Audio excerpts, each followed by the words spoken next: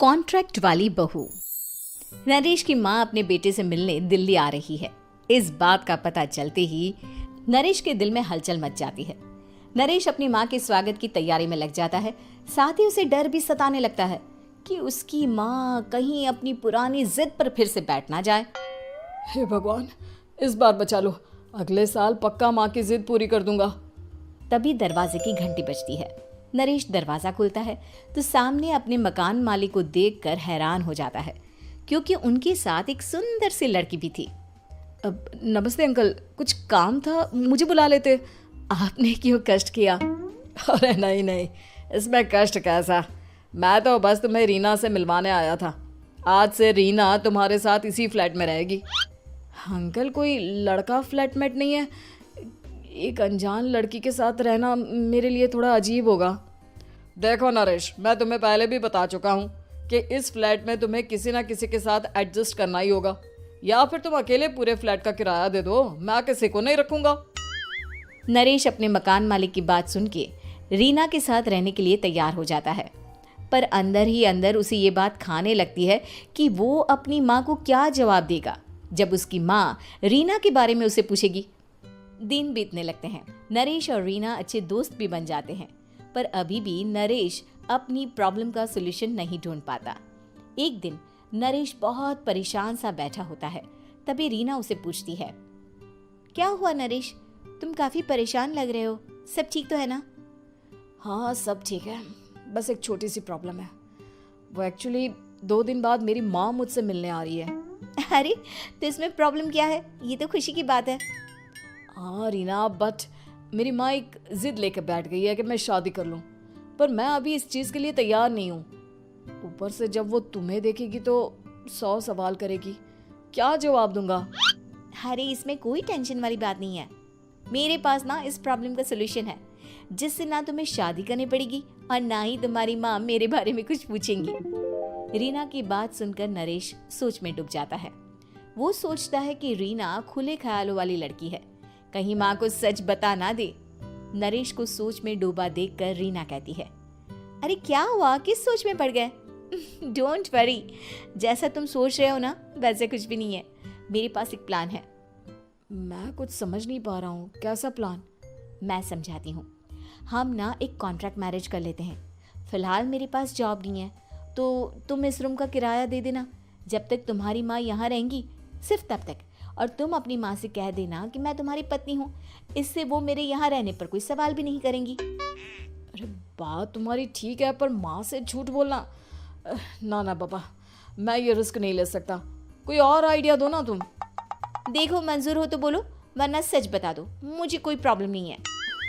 रीना की बात सुनकर नरेश सोच में डूब जाता है। बहुत सोचने के बाद जब उसे कोई रास्ता नहीं मिलता तो वो रीना के बताए हुए रास्ते पर चलने के लिए तैयार हो जाता है।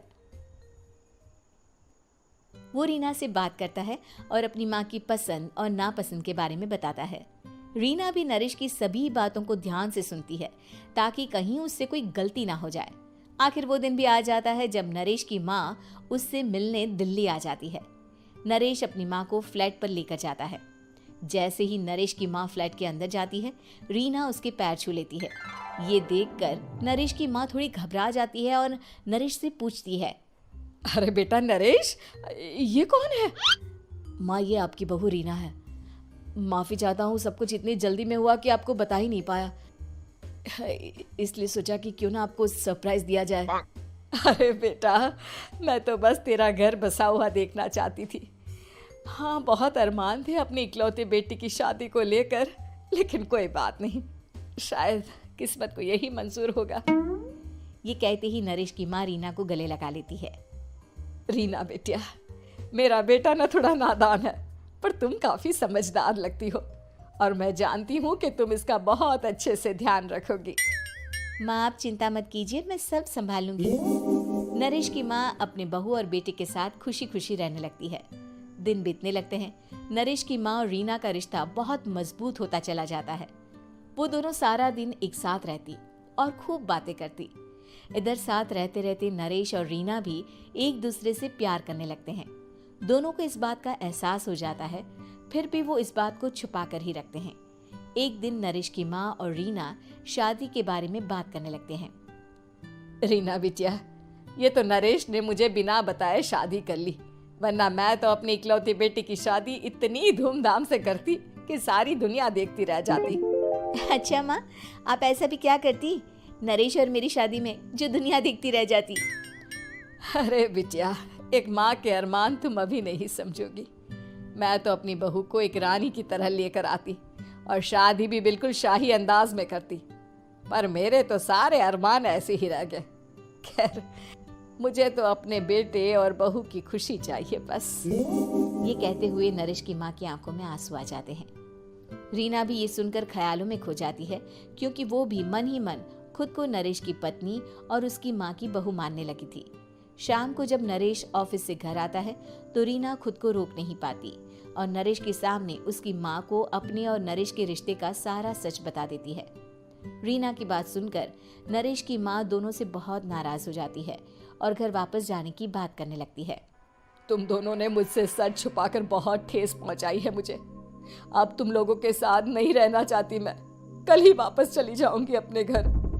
माँ, मुझे माफ कर दो, ये सब मैंने रीना के कहने पर ही किया है, वरना मैं भी आपको कभी ठेस पहुंचाने के बारे में सोच भी नहीं सकता। हाँ माँ, हमने ये सिर्फ आपका दिल रखने के लिए किया, प्लीज हम दोनों को माफ कर दीजिए। तुम दोनों ने मेरे अरमानों के साथ खिलवाड़ किया है, और वैसे भी मुझे अपने बेटे के लिए एक अच्छी लड़की ढूंढनी है, इसलिए मेरा यहाँ से जाना ही बेहतर होगा। माँ की ये बात सुनकर रीना खुद को रोक नहीं पाती। माँ, क्या मैं आपके घर की बहू बनने लायक नहीं हूँ? रीना की बात सुनकर नरेश हैरान रह जाता है। नरेश की माँ भी कुछ समझ नहीं पाती। मैं कुछ समझी नहीं, आखिर तुम कहना क्या चाहती हो? माँ, मैं वो नरेश से बहुत प्यार करती हूँ और साथ ही साथ मैं आपको भी अपनी माँ मान बैठी हूँ। आज जब आपकी बातें सुनी तो खुद को रोक नहीं पाई, इसलिए सारा सच आपको बता दिया। रीना की बात सुनकर नरेश की माँ की आंखों में आंसू आ जाते हैं और वो अपने बेटे नरेश और रीना को गले लगा लेती है। मेरे घर की बहू तो सिर्फ रीना बिटिया ही बनेगी। मैं आज ही तुम दोनों की शादी की तारीख निकलवा दूंगी, बस एक बार तुम्हारे घर वाले मान जाए। उसी दिन रीना के माता पिता भी उनके फ्लैट पर आ जाते हैं। दोनों परिवार आपस में बैठकर बातें करते हैं और शादी के लिए राजी हो जाते हैं। रीना भी कॉन्ट्रैक्ट फाड़ देती है और कहती है, सही मायने में मैं अब बहू बनूंगी, अब तक तो सिर्फ कॉन्ट्रैक्ट वाली बहू थी।